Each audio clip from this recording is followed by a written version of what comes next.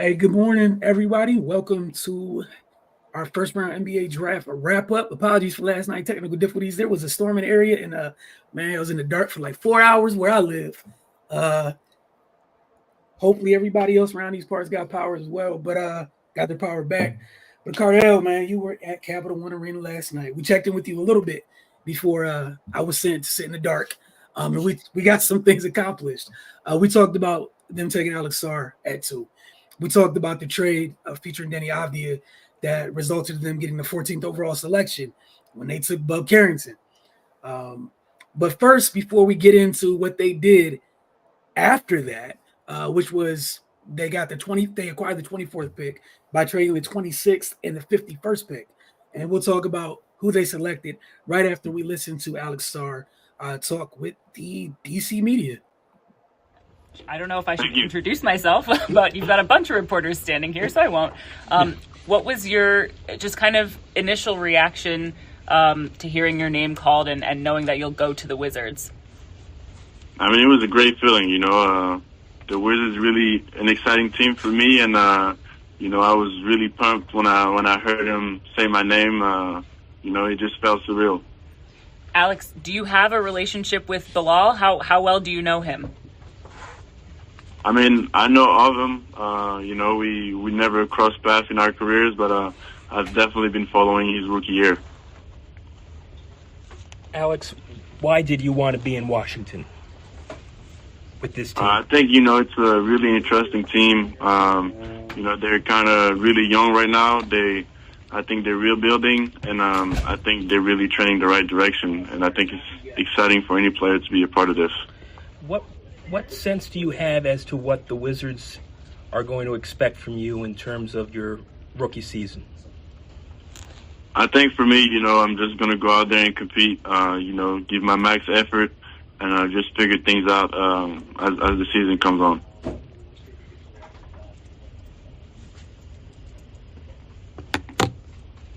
Alex, how familiar are you with Will Dawkins because of Oliver's relationship, or Oliver being with the Thunder?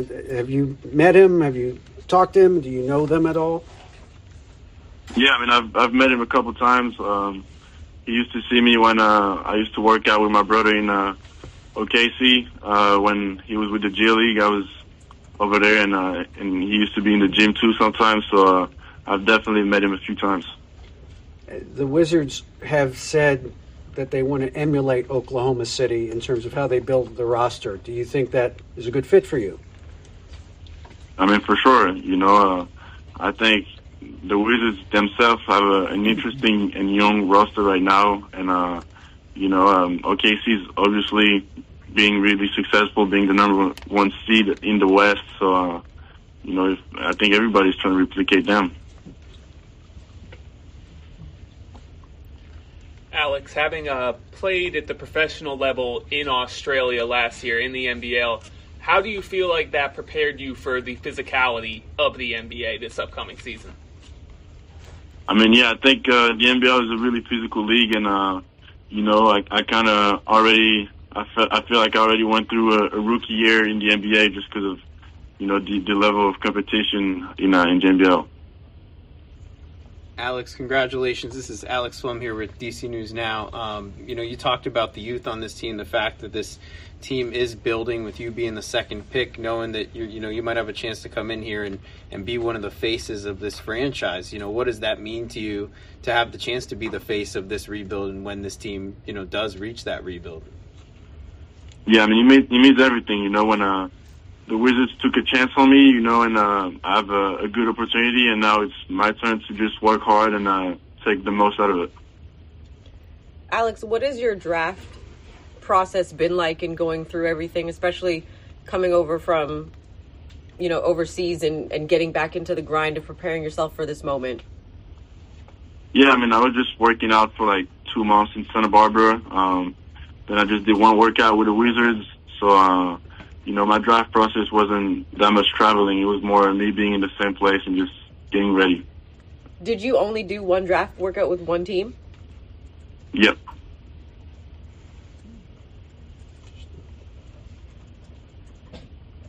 other questions? Alex, congratulations.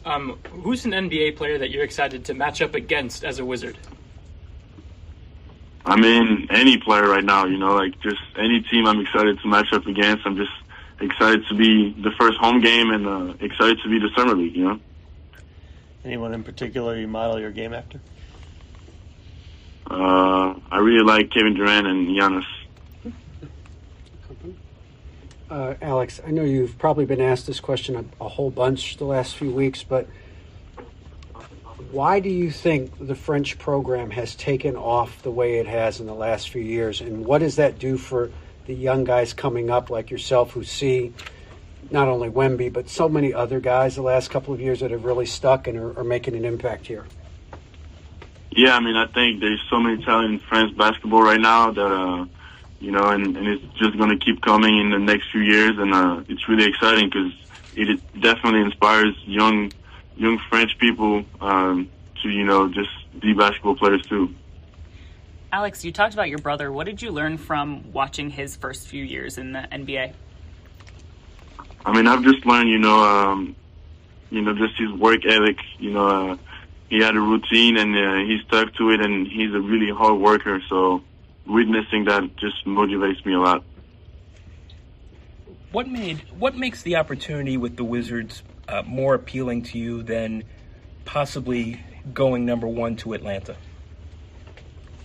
I mean, like I said, I think the Wizards are a really exciting team. They're trying the right direction, and being a part of it is really special. Let's go with one more question, please. Alex, you said the Wizards are a really exciting team. Is there anyone that you are looking forward to playing with on the Wizards roster? Yeah, I mean, I'm looking forward to play with each and every one of my teammates, but especially Bilal. He's French too, and I think it's really special for me to play with another fellow Frenchman. Have you heard anything from Bilal yet since he got picked? I don't know. My phone died, but he's probably sleeping if he's French. Alex, thank you very much. We appreciate you taking the time. Thank you. Congratulations. What? Thank you. Thank you. Yeah, he's going to call me first thing in the morning. There you go. Excellent. Thank you. Take care. All right, folks. So some audio from the conference call last night with Alex Sarr and the local media.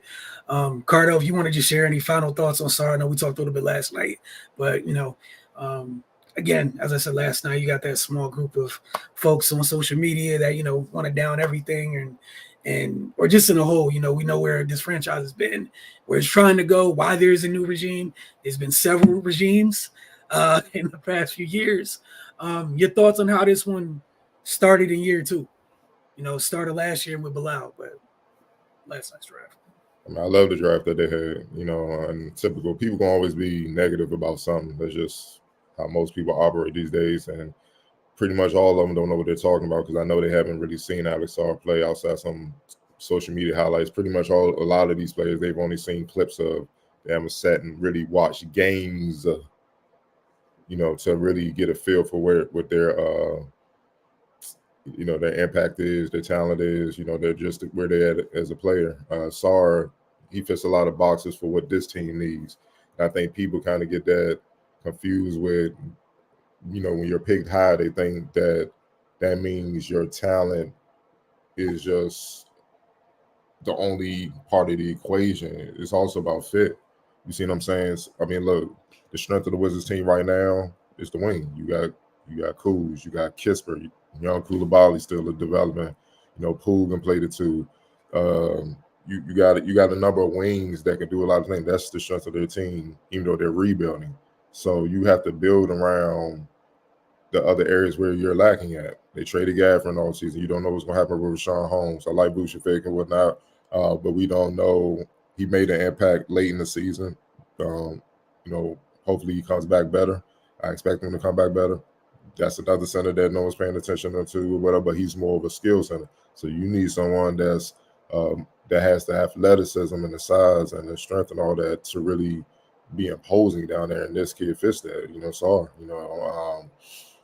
I think right away is the defensive potential and the defensive impact, the rebounding, the rim protection, and the easy baskets. Let's face it. You know, the Wizards, you know, if they weren't hitting a lot of jumpers, they weren't getting a lot of easy baskets. I feel like Sarr will get them easy baskets because of his potential to run the floor, the way he can, you know, rebound the ball offensively. And, you know, he has good hands. You know, when Kuz and those guys break guys down, you know, you dumping it off, you know what I'm saying? And he can finish. You know what I'm saying? And we and you just need that on top of defensively when they get beat. Also, the thing I love about him defensively is when he had pick and roll coverage that's going to come, he's going to get tested. He can get on the perimeter and stay with guards and hold his own, and at least hold up. You know, especially against the top tier guards like if you switch out on Kyrie or Luka and stuff. The only thing I'm kind of worried about him, and it's going to take time, man. He's a rookie. You know, they're going to bait him in the foul, so he's going to have to be very, very disciplined. Don't go for shot fakes and pump fakes like Luka, who's a master at that. Otherwise, he'll be on the bench really, really fast, you know what I mean? And they'll be headed towards the bonus. But I think over time, he'll figure that out. They also got to understand he's been playing pro ball since he was 14. It's a lot of seasoning with that, you know what I mean? And people may take that for granted. This is not playing in high school or AAU where you're dominating freshmen that just aren't quite ready. He's playing against grown men. He has an older brother that's been in the league, so he's been getting knowledge from him and working out with him, understanding what's to come. So he should be ahead of the curve, man. And then obviously, you know, with the picks that they got that we're going to talk about soon enough, I just think, you know, he should be an impact player right away. And the thing is, he doesn't need to be a star, but he need to come in like, man, I gotta average like 20 points and 10 rebounds. No, dog, just 10 and 10 would be perfect. With 2 or 3 blocks, that would be perfect. You know what I mean? Just do that and complement what Kuz and those guys bring to the table, and then just let it grow organically, man. So, you know, I love it, but you know, this the guy that I wanted in DC the whole time. You know what I mean? So, defensively, he's going to help a lot right out the gate, and we're on the boards, and obviously, like I said, finishing. And he has ability to shoot the ball. You know what I mean? And now that he has something to work on, he should be better than what he's shown in the pre-draft process going ahead and into next season. I think him just don't fall in love and just stay out there. You know what I'm saying? I mean, they got enough guys that'll shoot threes, believe me. So I'm hope do your damage inside. And obviously with the Wizards, we know they like to run the ball. They're one of the fastest teams as far as pace in the league. He has the athleticism to keep up. And, you know, that's one thing that they missed when they traded Gafford. Now, again, you know, when Kuz are pushing the ball up the floor, Kispert and those guys are running to the wings to spread the floor, he's trailing. He's running down the lane. Here you go. Dunk the hell out that jump. Those are easy points that when it's a close game, late in the fourth quarter, you're up 6 to 8 points instead of being down 6 to 8 points. And I don't think people kind of think about those things. Yeah, and to piggyback off what you're talking about, just being so excited about what the part of his game that should translate immediately is the defensive side of it. There's 12 points a game to be had just off running the floor, as you mentioned. Literally just off running the floor. Washington plays so freaking fast, like you said. Just running the floor. Just being the big freakish athlete that you are. There's points there for you. And it's not like you're super limited offensively. Like you said, it's about not falling in love and settling, which is why I'm not even worried about it offensively. I'm just, again, so excited about defensively. That's the best big in this class, in which you don't have to worry about what the NBA tries to do the most, which is getting bigs in space. You don't have to worry about it. Like, you knock that part out of the park. You talked about, you know, we're talking about in case Atlanta went 1, you know, we both felt like, hey, thinking after that, you know, we saw Memphis take Edey. One of the things with Edey, you know, I think anybody's concerned about is getting that big person in space. There's a lot of positives that come with it, but that's one of them. We've seen other bigs that aren't as big as Edey struggle in space. This is why the Sarr thing was so big. Getting someone who's comfortable moving in space is crazy. I kind of liken it to, you know, a lot of teams in NFL are looking for like coverage linebackers. And I think some people think it's this thing where you can teach them how to do it. Nah, give me the guy who has the instincts of moving without looking down at his feet, who's comfortable moving in space. And then let's teach you how to do the stuff moving forward. And then people got to understand he's young, man. He's 19. I know people, you know, social media is hilarious, criticizing, man. How you going to draft a center that average 4.3 rebounds per game? the kid only averaged 17 minutes. So what if he played the majority of those minutes? Now that's 10 rebounds a game. It's going to get up there. It's going to get around 10 points, 10 rebounds a game, and that 9.4 scoring average, closer to 20. But he shot 51% and with limited shots. You see what I'm saying? That's impressive. Because when you know you're not getting a lot of shots, he's 19 he's playing with grown men. So overseas is not America where they cater to young talent. No, you got to get in where you fit in, dog. You got to get in where you fit in. And that's why you see NBA teams are more so looking across the water, because those guys come in understanding I got to work for mine. I got to put in work. I got to, and also having the knowledge, the know-how to do it. You know what I'm saying? Just like, yo, whatever role you need, coach, I'm gonna do my best and thrive in that role, so you would trust me and give me more on my plate. Then I keep expanding.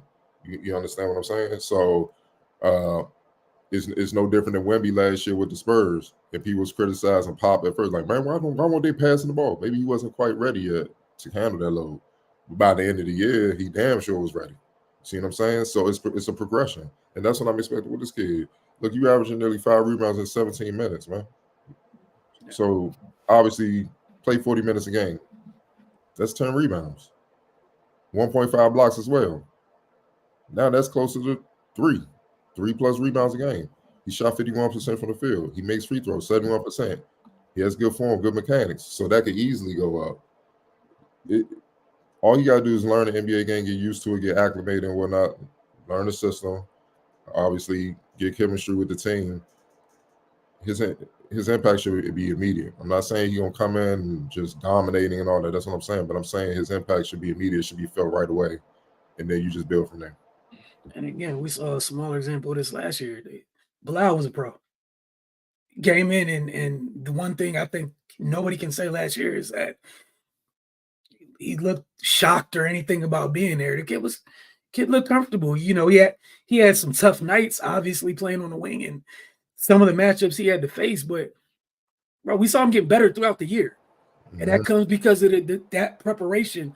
Pro preparation is different in high school, college, than hitting the league. And it just is. And the sooner folks can accept that and realize that, the easier it is. Again, like you said, you're playing with grown men. You have to find a way to stay on the court. And if you're finding a way to stay on the court and continue to get consistent minutes, means you're doing something right.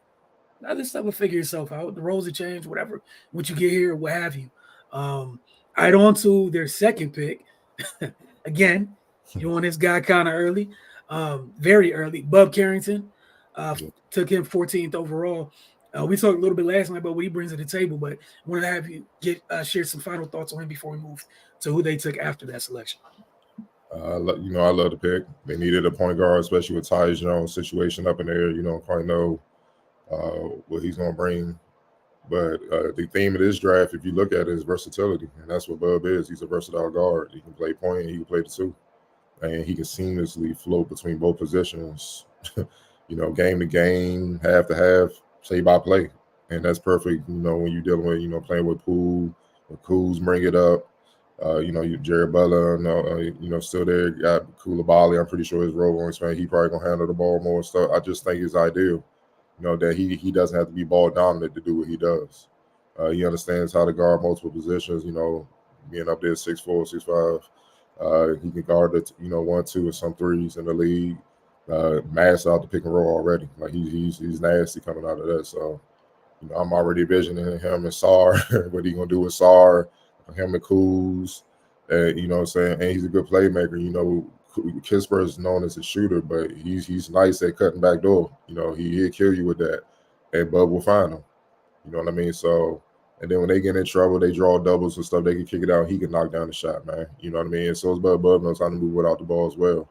So I think it's just and then obviously being a hometown kid, you know what I mean? Doesn't help that he's gonna bring a crowd of following as well. You know what I'm saying? And we've talked about it for years. Why hometown guys, when they have the opportunity to come home, why don't they come? And the hometown pressure around here is a mother. It is. It's tough at lower levels, high school and college. That's why you see a lot of players just, high school's over, I'm out. Let me get away so I can breathe a little bit. But I think he has the, the mentality, the mental toughness to block all that out, stay focused on the task at hand, Plus, he has a circle where, coming from a basketball family, his pop's a legend in Baltimore on the coaching scene, Coach Mello and all those guys. People don't know he's cousins with Rudy Gay as well. So he's like a basketball version of Bane. He was born in it, molded by it. He's just not going to – that hometown pressure is not going to phase him because I think he understands who's behind him this whole time and all the new people that's about to come in. Hey, man, I don't think he has any problem saying, yo, we not playing that. No.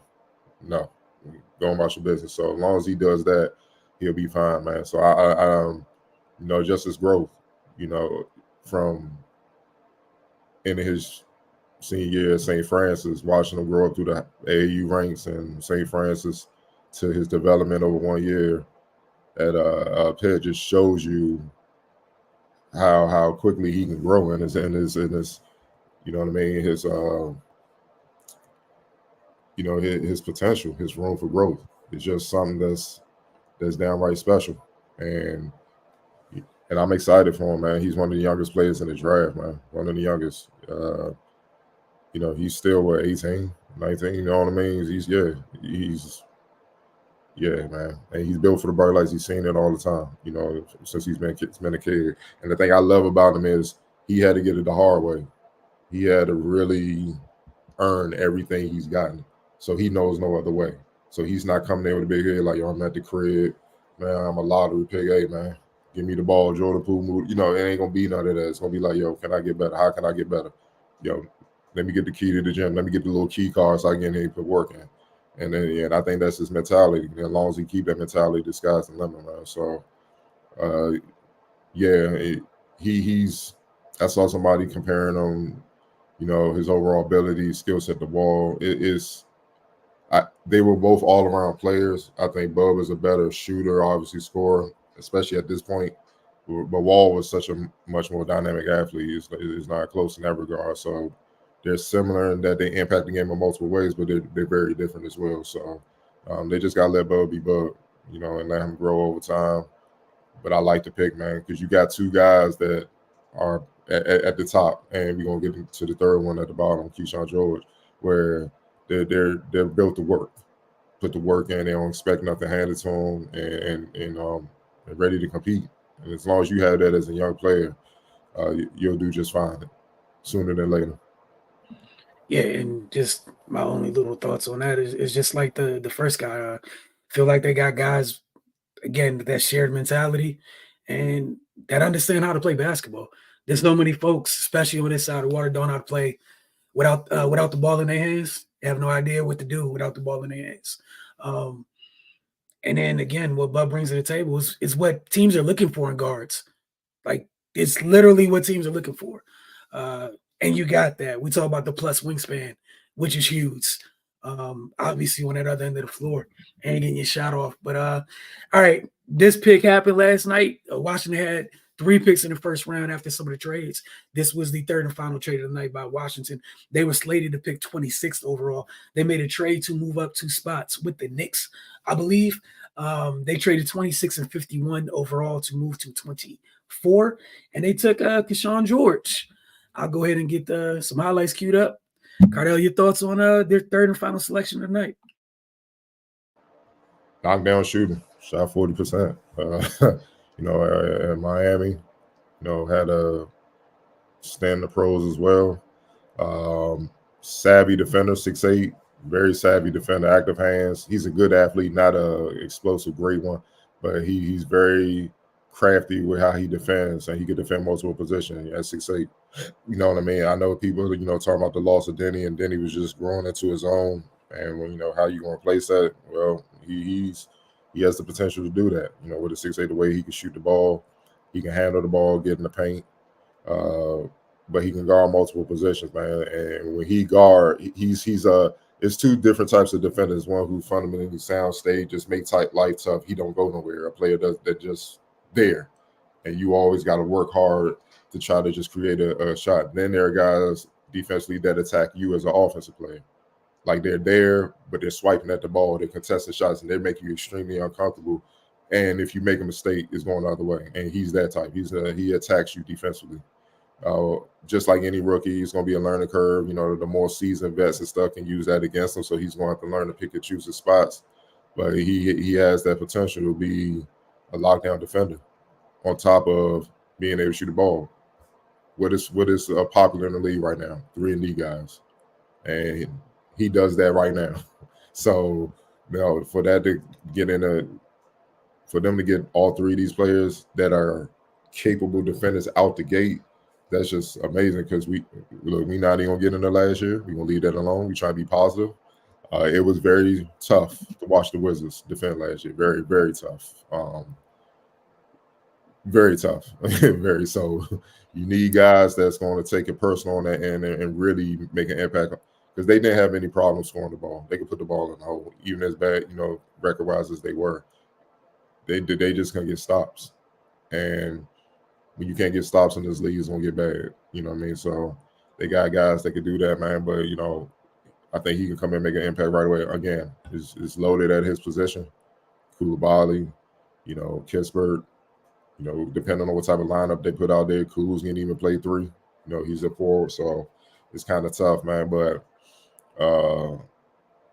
you know, we'll see how it goes. But I think he's gonna find a way to get in the rotation, get some minutes because of what he does defensively and how he can shoot the ball with range. So yeah, I love that. This was again more of a fit pick. You know, late in the draft and stuff like that. A guy that, you know, most fans won't be looking at, but has the potential to be one of those guys you talk about late. Like, how did he fall? What was going on? He should have went earlier. You know what I'm saying? You know, with the hindsight experts that's soon to come in the next few years. So, but I like what he brings in his talent and his skill set. And yeah, he put the work in, man. He should be able to make an impact once he get in the rotation for sure. Yeah, again, you got 3 folks that can be in your rotation, obviously at different levels. There's nothing wrong with having that type of night. I call that a successful night for sure. Even with some of these clips we're watching, there's no hesitation when it's time to catch a shoot. Like there's no questioning it at all. There's no thinking about it. Mm-hmm. Clearly, somebody gave me the ball for a reason, and it's going up. I appreciate every part of that, right? Also, you know, some things people don't care about these days and whatnot. There's a lot of him moving the ball here. He's making the right play, not trying to do too much, playing within yourself. Things like that matter, man. And those types of players will help you kind of ascend when you're trying to rebuild. People knowing who they are.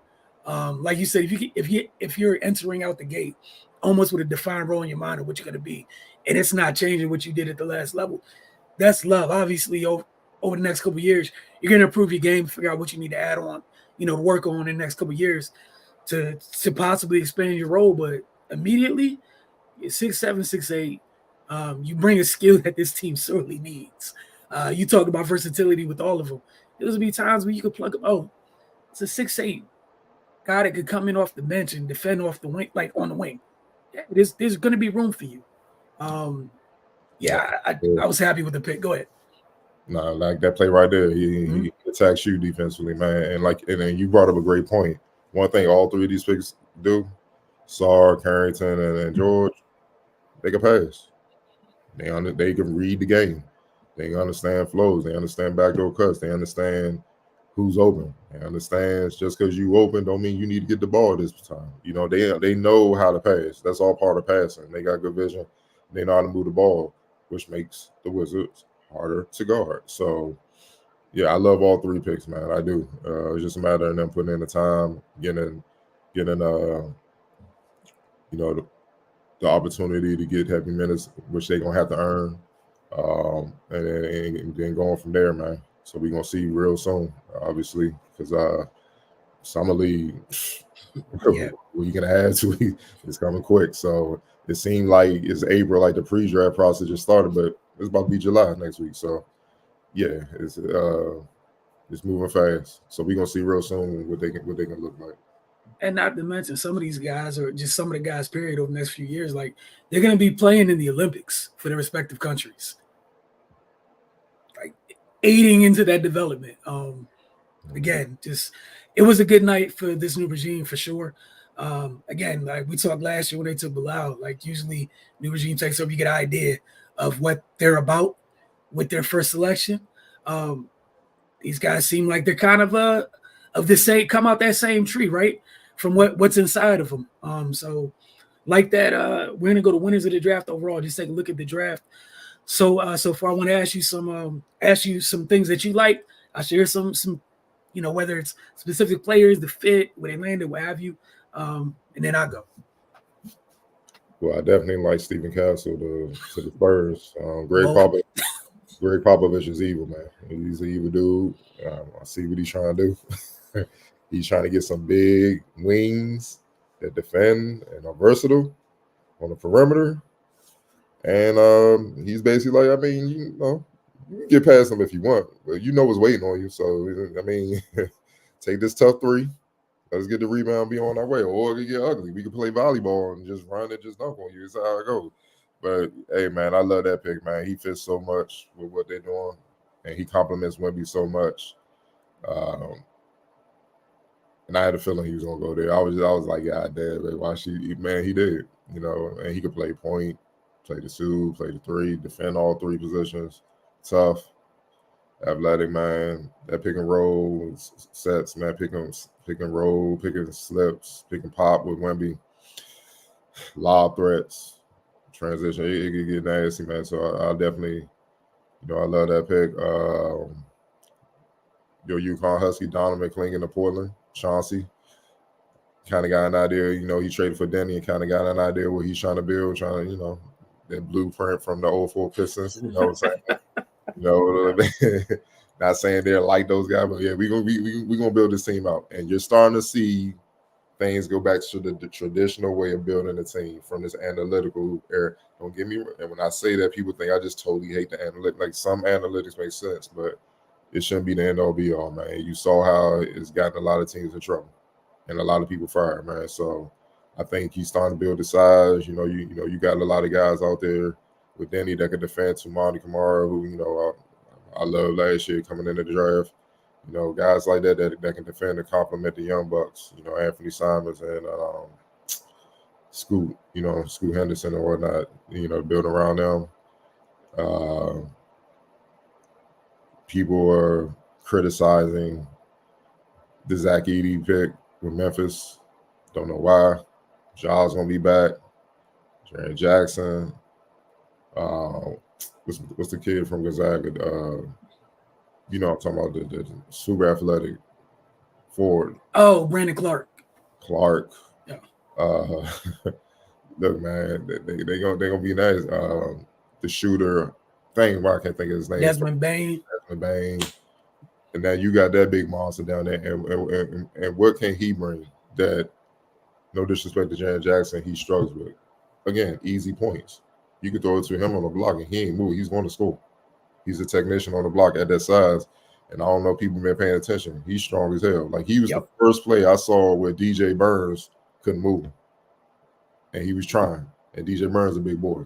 So it's going to be fun to see how that kind of translates to the bigs in the league, dealing with Giannis and Anthony Davis. Embiid, you know how he go. I love Embiid. He tests every big man. Any big that come in the league with a buzz, I got to go after. I'm gonna see what you gonna get a clear view of what he is and if he's built for it. You know what I'm saying? Jokic, Lord, I mean, look, it's some tests coming. Obviously, the bigs and Soda. Hey man, if you don't have bigs, it's gonna be rough. You know what I mean? It's gonna be rough. So, but it's gonna be fun, man. I think he can have a productive NBA career as well. Because I think playing with Ja, I think he's more than just a freak athlete, with all around skill. I think he understands the game as well. So I think when Edey's in the game, he'll slow it up, try to make him a threat. Because I think if Edey gets the killing inside, what does that do? Doubles, gotta come, and that opens things up for them. And the floor is already open enough for Ja. You don't need it to open up even more, man. And then Bane and those guys. So I like that pick.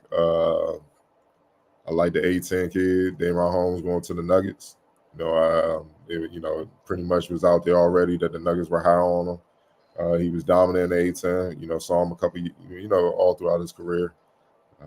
Super athletic. He stretched his game out this past season, being able to hit threes and stuff like that, so he could stretch the floor. Elbow jumpers, mid-range jumpers. He was already a physical beast inside, being able to dunk, run the floor, rebound, block shots. So I think he'll make another impact with that. That's just another quality big to help out with Jokic because, in the playoffs, especially against Soda, it got rough at times. He was out there battling 3 dudes at the same time, and they can get rough. So now, down the line, he should be able to, warrant some help. Obviously, I like what Soda did. I think they really came up with their picks, Rob Dillingham and, Terrence Shannon, two athletic guys that can create. And that's what caught up to Minnesota against the Mavs. They said they trapped Ant, said somebody else beat us, and nobody could. Nobody could consistently, that is. Nobody could create, get downhill, get in the paint, break down defenders and whatnot. I like that, man. And even Ant struggled at times, but he was dealing with 2. Other guys can't even do it with 1 consistently. So now you get help with that because that's where Dillingham, we both saw him at the MLK thing when he was at Don Academy as a salt. Well, he was a junior, rising junior, whatever.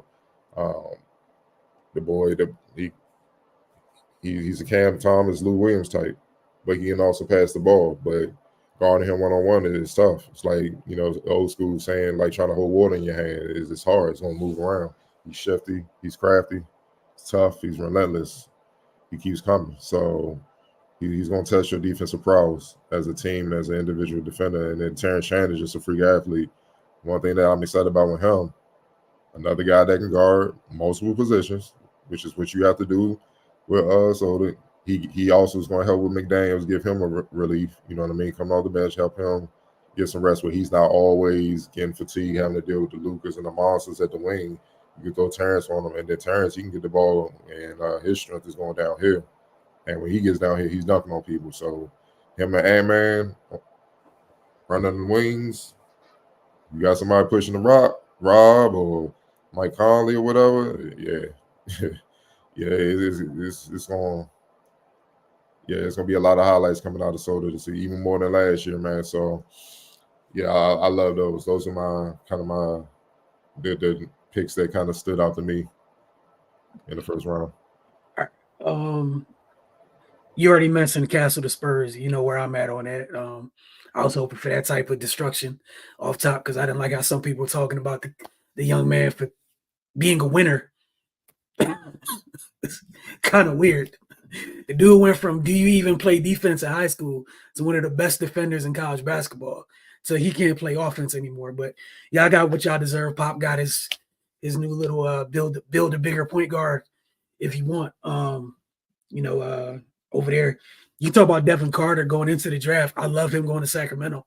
I think that's great for them as a whole. You talk about the Wolves, Dillingham and Shannon Jr.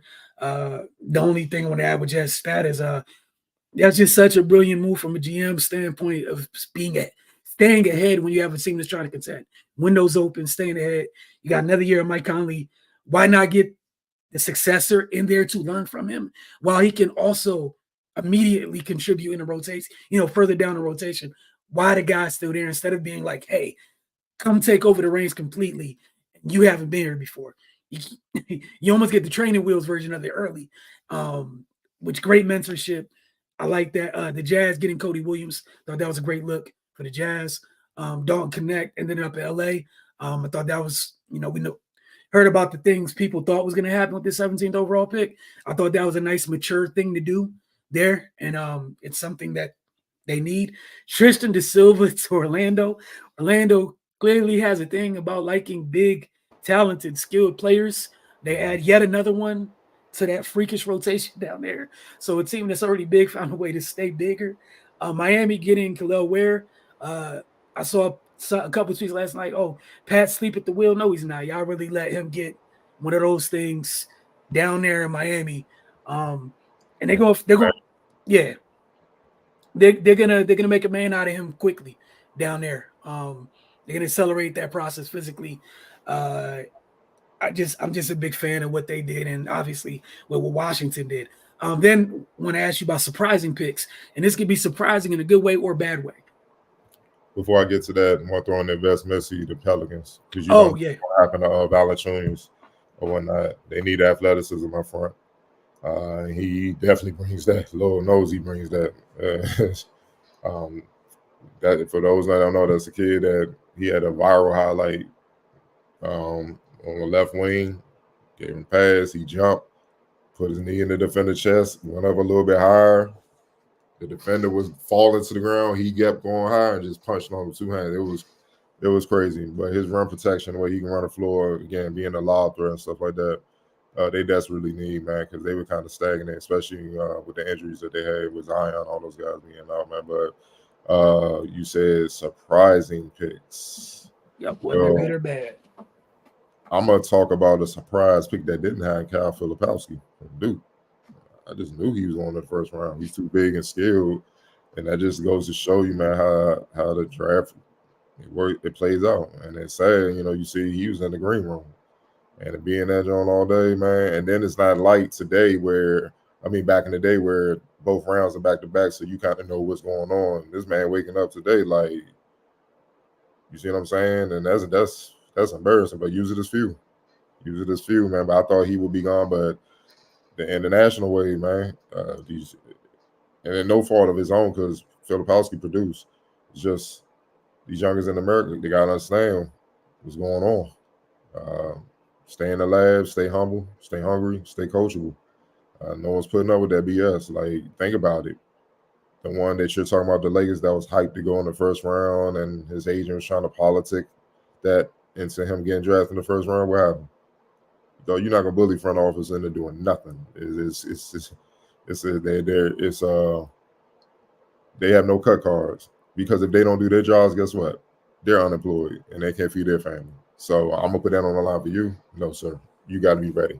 You got to be ready to go. So, but that was one of the surprises in the first round that he didn't get picked for sure. I get Reed Shepherd going that high. I figured he would go in the lottery, but going that high to Houston, that was a surprise.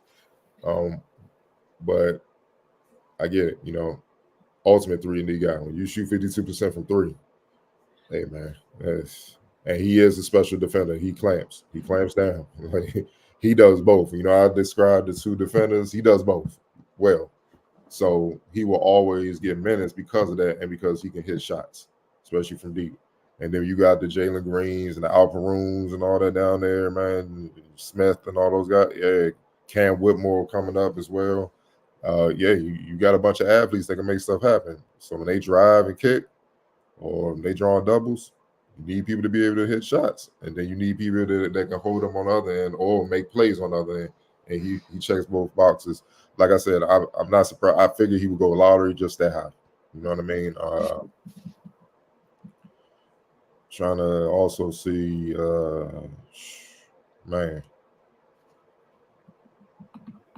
Devin Carter. I wasn't sure where he would go, but Mike Brown, yeah, yeah, Mike Brown, another evil genius. Having him with off night and Aaron, because Devin's an animal. He's an animal. Like but he's 6'3" with like a 6'8" wingspan, I believe. Super athletic. Saw him a couple times last year. Definitely at Georgetown up close. You don't see too many 6'3" guys get offensive rebounds in traffic with the trees and just go up two hands and just dunk. Normally they need momentum driving. He was getting boards, come down quick jump, punching on it. Like you don't see, like he's aggressive, he's tough.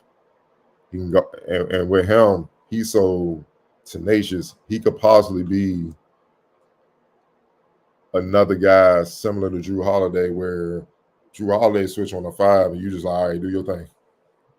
Like if he gets loose or get free, we'll send a double shot, help out, we'll rotate over. But go ahead, do your thing. We trust you.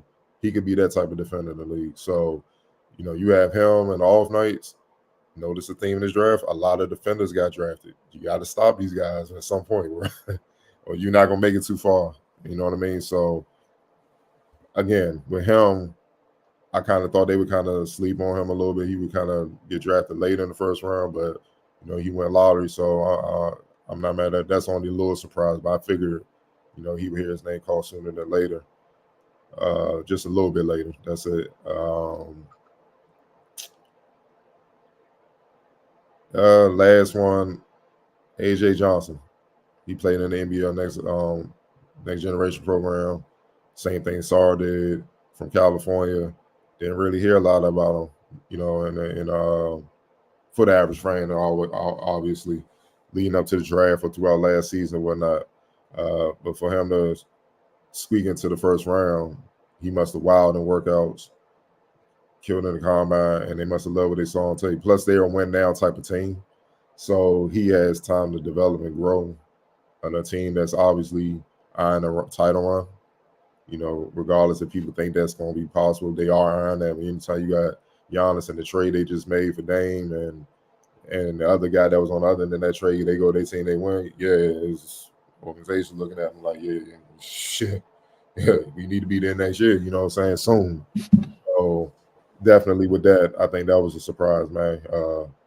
Just for him being out of the public spotlight, again, when you playing in NBA on the pro leagues and the programs, you don't necessarily get to a lot of minutes, so to speak, because you got to earn your keep. You got to get used to being a pro and that. So obviously he has a lot of tools where they think he has a room to grow and develop and be an impact player down the road. So, that was kind of a surprise considering, the other guys that are available in the draft that are ready to go, especially for a win-now team. Yeah, I had some of the same players you had on the list, so just went ahead and took them off mine, so we're not double dipping. The same way I gave credit to the Timberwolves what they did in terms of getting Rob Dillingham and Terrence Shannon Jr. I thought Baylor Sherman out of Creighton, what Boston did, I thought that was another smart thing by a good team because you're going to lose people. If you can get players that can enter your rotation immediately, that helps you because you're contending. I mean, for them, you just want a chip. So you're definitely going to lose somebody. But again, you're winning on the margins. That's how you keep good teams together because of the new CBA. Shout out to those folks involved in finding a way to handicap teams or whatnot. But again, thought that was good. And think about what he brings to the table. 6'7", can knock down the three. I think Boston has a type, right? In terms of what they like coming off the bench. He should fit right on in.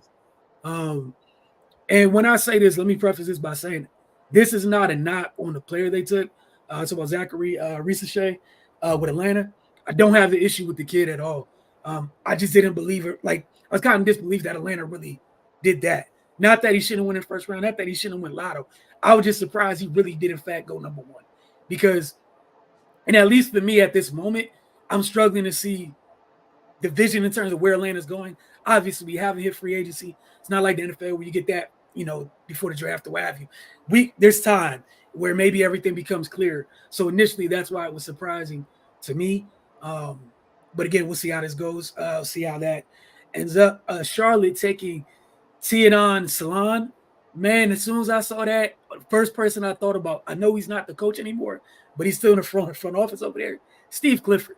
It's the first thing I thought about. I was like, if that's not the most Steve Clifford thing ever, dude's gonna be happy to be out there making sure your life is a living hell. And the motor runs super hot. Obviously, whatever happens offensively is love, but I'm sure Steve Clifford, the company, is like, it's a breath of fresh air. This is what we like. This is what we want. This is how you build. And any winning program on any level, you need folks like that. So that's the first thing that jumped out to me. All right, you already mentioned Kyle Filipowski, which kind of was a good segue into players who fell. I'm with you. While I didn't think he was going to go Lotto, I thought maybe he wouldn't go Lotto. I didn't think he'd fall out the first round in its entirety. That's where I was shocked.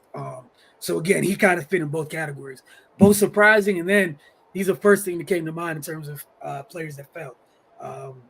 Did you have anybody else in mind that came in terms of players that fell? Yeah, a couple. Tyler Kolek out of Marquette, All-American. Many thought he was the best point guard in America last year. He fell. I remember his early days. He was at George Mason. He's always been a player. Think people worried about him, but think people worried about him on the defensive end. Because offensively, he got all the tools. I just think it's that end. Especially at point guard, you got to be able to hold up, man. So I think that's what hurt him. I expect to hear his name early today, later on today.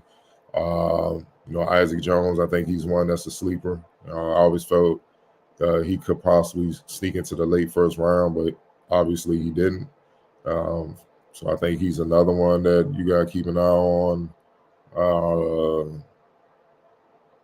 Jamal Shead, Houston, super point guard. I think it's because he got injured as well late. I think the way he played defense coming out of Houston, understanding how to play winning basketball stuff, I think he can help a team.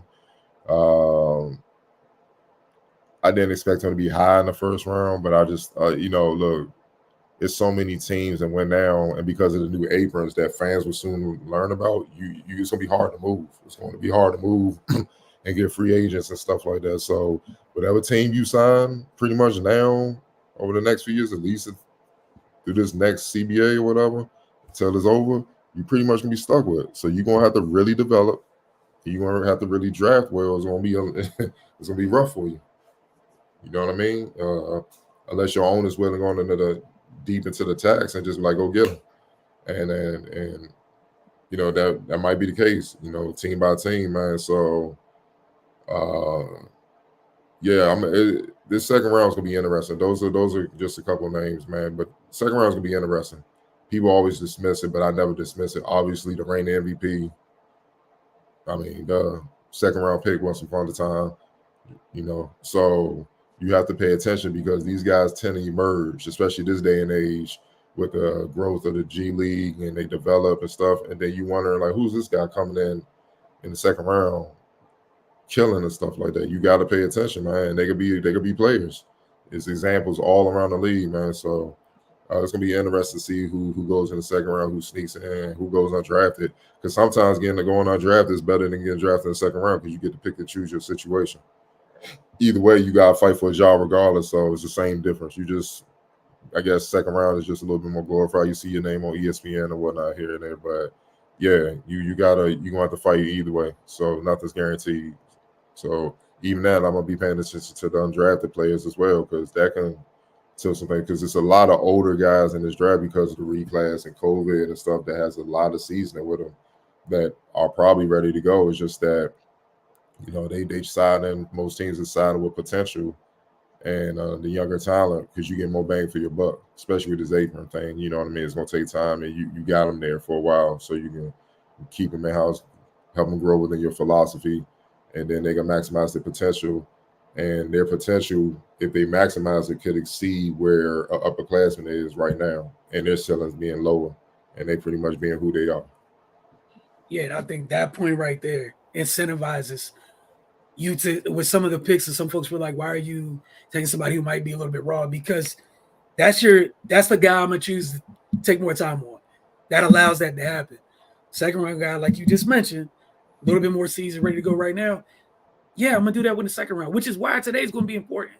Because some of the teams that, like you talk about, some of the teams that are already touching one of the aprons, if not the second apron, today's the day.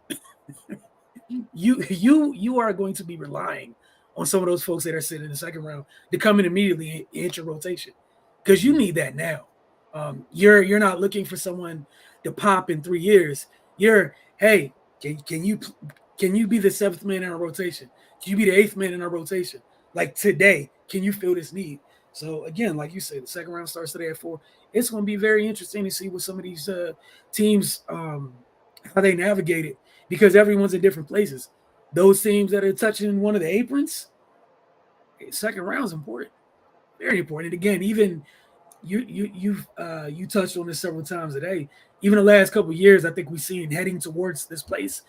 We've seen more and more players get traded for multiple second round picks because teams want second round picks.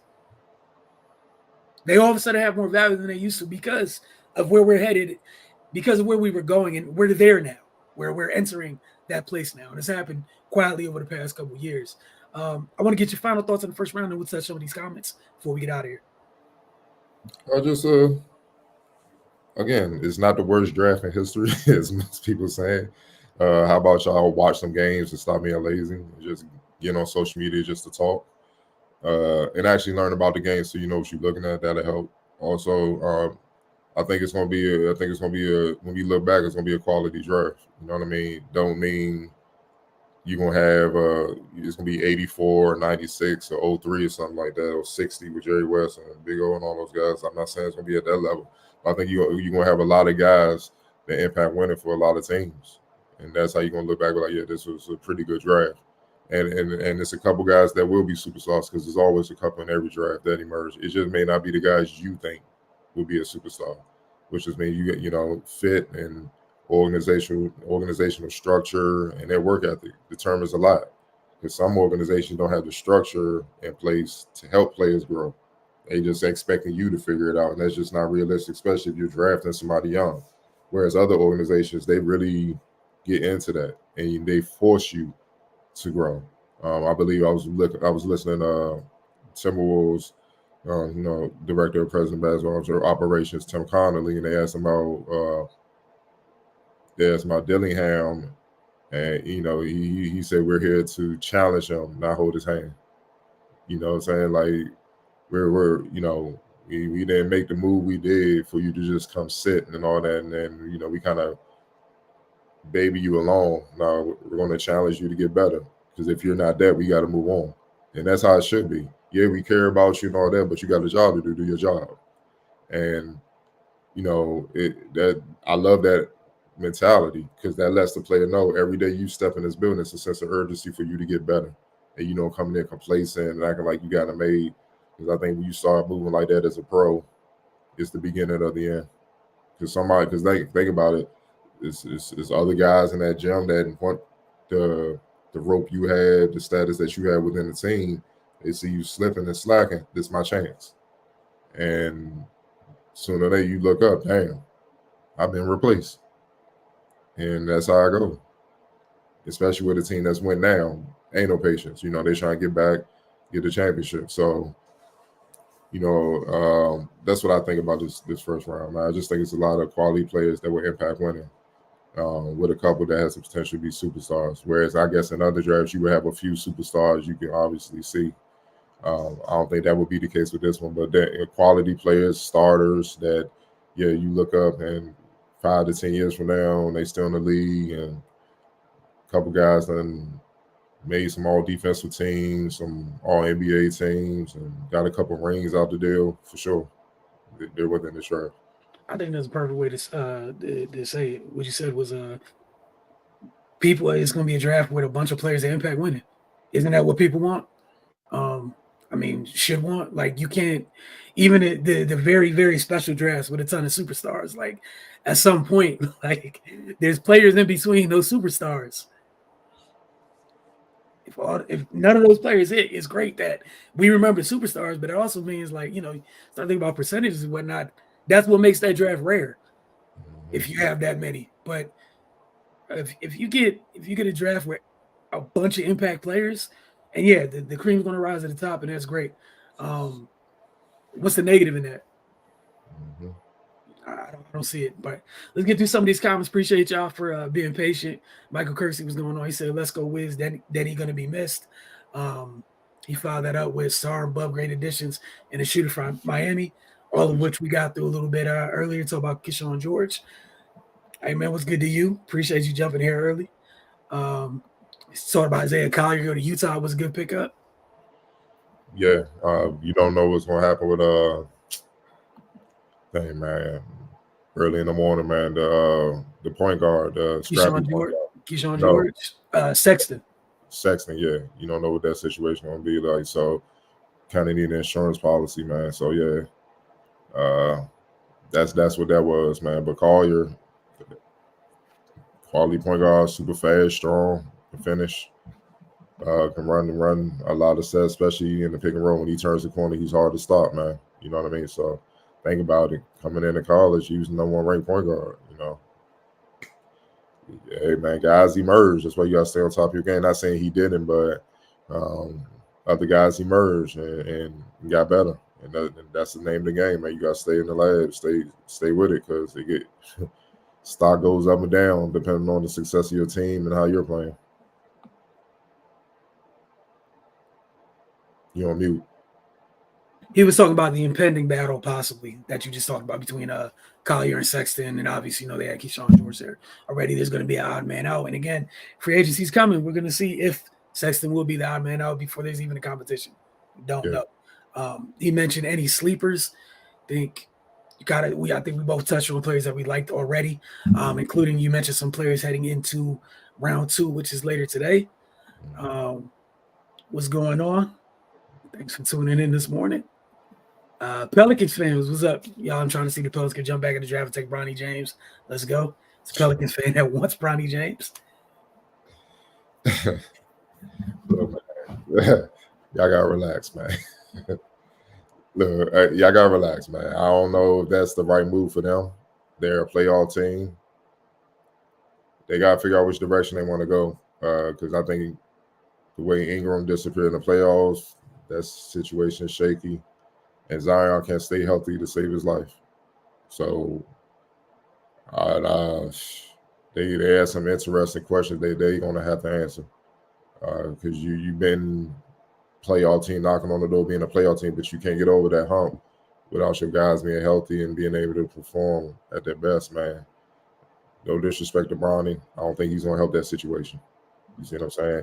And a lot of damage was done because of his agent saying pretty much only 2 teams they would consider. Like, these NBA front offices just going to bend to his will. So, yeah. Remember, he's supposed to be a first-round pick. Some of these reporters, obviously agenda-driven reports, posted. He ain't even get talked about last night. Wasn't even thought about. So, yeah. I know you're a fan and all, but you might want to be realistic in what it is, man. So, not saying he won't get taken in the second round. Who knows? But I think the Pelicans are looking for some more of a sure thing to help their cause. Yeah, my only thoughts, I'll piggyback off what you said immediately. They got far more pressing issues than what's going on with Bronny James right now. They need to figure, we were talking about Atlanta earlier. It's another group that needs to figure out the direction they're going in. And they're literally looking at the crossroads right now. They're looking at them at this moment. What are y'all saying about Dalton Connect? We talked about him a little bit earlier. I know Cardell talked about him earlier this week on the Focus. He head to our channel and check that out. But go ahead, Cardell. Them Juco boys. So he tough. Juco boy. You know what I mean? Knockdown shooter. One of the best scorers in college basketball last year. He could shoot off the screens, off the bounce, which is perfect for playing with LeBron and AD. They're going to obviously you want to double both. LeBron can pass his ass off, so this is an ideal fit. And you got to be tough to handle the spotlight of LA and what they're about to deal with with their new coach and all the hoopla that may come around that. And he's strong. He can finish it through contact or whatnot. Defensively, he may need work, but he's competitive. I know he'll get to it, about 6'5", and he's inefficient, man. He's efficient as hell. I think I'm looking at it now. Yeah, he shot 45% from the field at Tennessee last year, 77% from the line, and 39% from deep. You know what I mean? So he's not much of a playmaker. I know he can probably pass it. That just wasn't his role. But then again, he doesn't need to be because the ball won't be in his hands anyway, unless he's in shooting mode, in a shooting position. So, or he's getting a steal defensively or a rebound. So, and he was a quality rebounder at Tennessee too, average 4.9. So, yeah, he should be able to make an impact for them. That was a good pickup, smart pickup as well. Somebody that's ready to go. I was just going to say perfect fit for them. Everything that he does, he went to a place where one of the best passes in the league, dude. Mm-hmm. Catch it and let that thing fly. Please talk about the Wizards picks. They're cooking. We talked about them a little bit earlier at the start of the show. Appreciate you tuning in. We're all in agreement. They cooked in this first round. Very productive. Fans of all 3 selections they made. Michael Kirksey said the Knicks going crazy this offseason. Oh, yeah. Yeah. Get Miles and re-sign the OG. And Julius coming back. Woo. Woo. And the fact that the deal Miles is on and what you're paying Jalen Brunson together combined is less than $50 a year. Man, look at it, dog. You still got the big athletic center. Yeah, we're gonna see what they're gonna do with Miles. Yeah. Mitchell Robinson still got Mitchell, there. Yeah, Mitchell. Yeah, look, man. Eastern Conference trying to take it back to the '90s out here. Dog. It's just rugged. Rugged. Beating the hell out of each other. All physicality points are not at a premium. Man, they trying to take it back, dog. Between them, Philly, Boston, obviously the champs. The Bucks gonna be motivated. You know what I'm saying? Like, Cleveland still got their talent out there, depending on where they go with the coach. Miami trying to build. Orlando. Yeah, man. Indiana. Obviously, you can't ignore Indiana. Yeah. Trying to take it back to the 90s with these strong teams out here. All posturing, trying to get out the East. Trying to get a chip.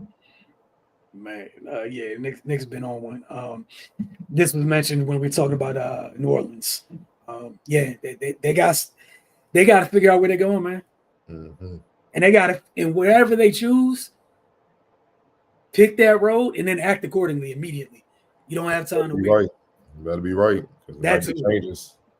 That's all. Because if you're wrong, you're at ground zero. And we see where the West is going already. You don't want to be at ground zero in the West. Yeah, it'll be bad. Come up out of that. You got a chance in the East to maybe be at ground zero and kind of make up some ground eventually, maybe, but not in the West. You can't be at the bottom in the West looking up. It's dark times. But we're gonna talk to you all. We will talk to you all later today after the second round. And then on the Mystics side of things, we'll see y'all later this evening for Mystics Outlook. Appreciate y'all tuning in, and we'll see y'all soon.